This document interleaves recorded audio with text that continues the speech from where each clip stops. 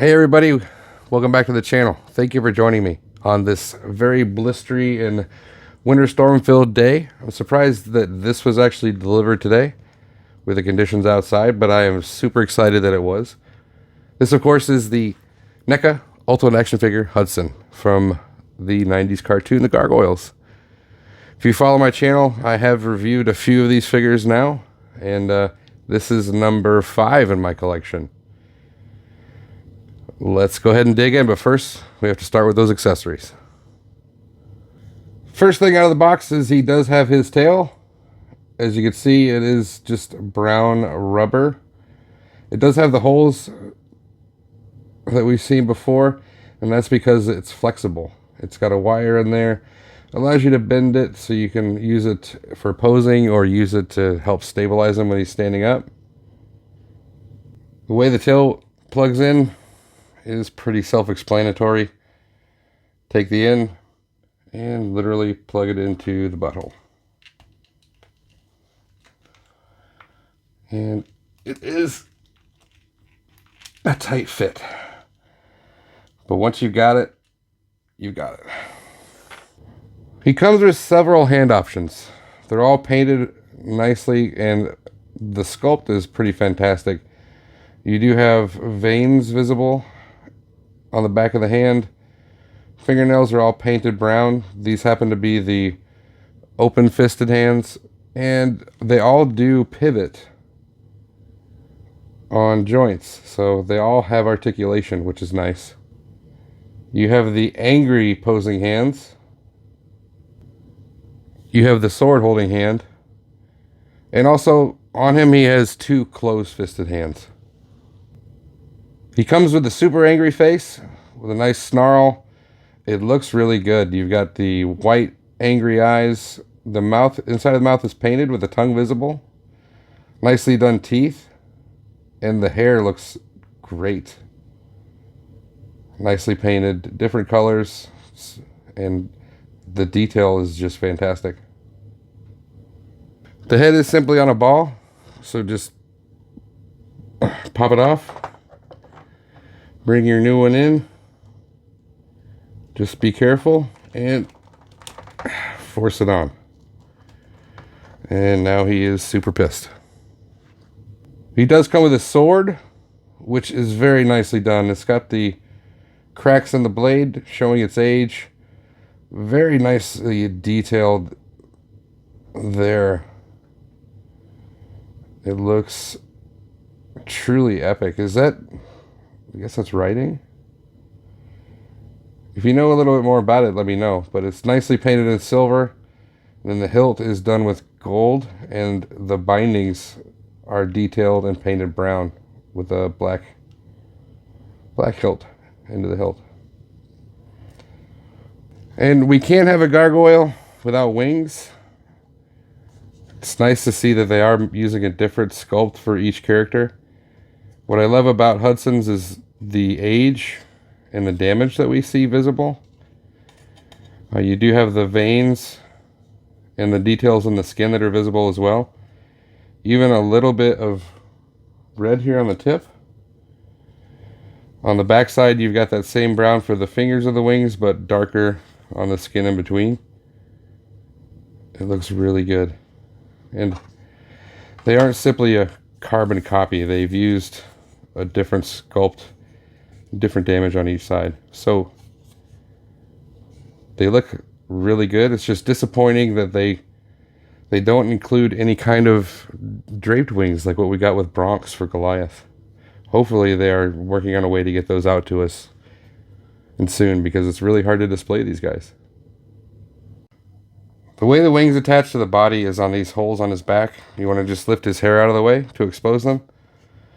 They have these plastic connections. They are ratcheted, so you can see the ratchet holes inside the back, and then this section here is ratcheted as well. Just simply get it in place. Make sure you have the proper wing on the proper side, and push it in. It's that simple. Like I said before, the wings are ratcheted, so As you move them up and down, you can feel them going into different sections in those ratchet joints, which is nice. Some of the last figures had a little bit of a looseness issue, but you can also, in addition to pivoting up and down, you can pivot them backwards. And again, this joint is ratcheted as well, so you can get your wings all the way back if you want. If that's the look that you want to go for, totally an option.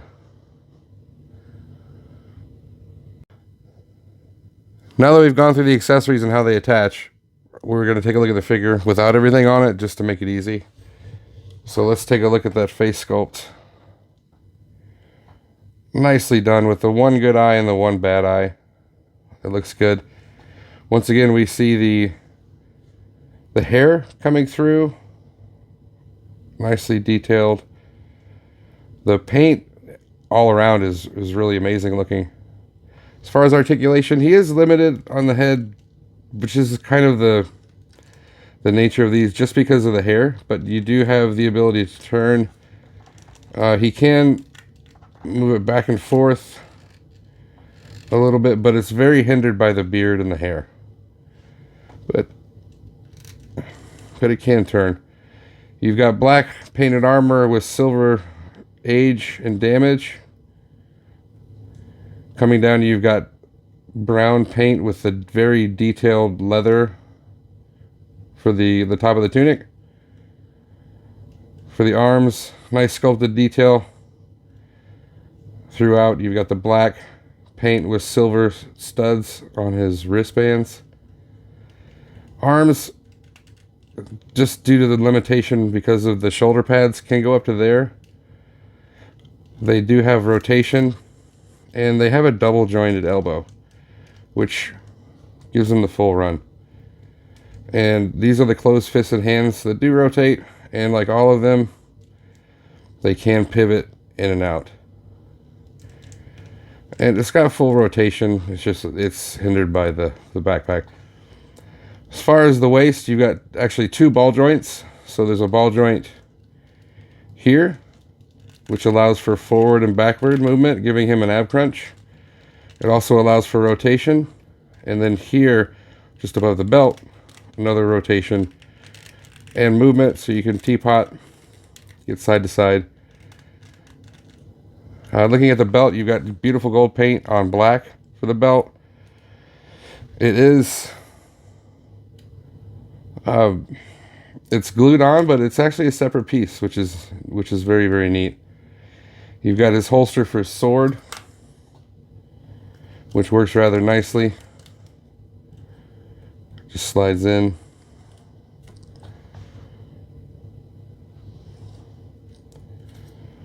Coming down, you've got a brown tunic with black wash on it. Looks really good. The pants are tan with a brown wash. And then they've painted the stitching on the side of the pants on both sides. It looks really good. Legs, a little bit limited, but they can go up to about there. They do have out motion to about there. Knees, I guess it would be equivalent to 90 degrees. They do have some rotation on both the knee and the hip.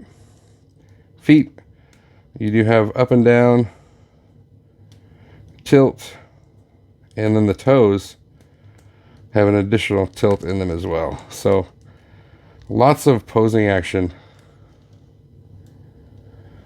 There's the view from the back. Again, you've got the gold clasps for his armor, the studs where it attaches to the backpack, or sorry, the back of his shirt. And I forgot to mention the lower pants. Nice cloth pattern with dark brown for the leather. Goes all the way around. So very nicely painted, and articulation, I feel, with Hudson is actually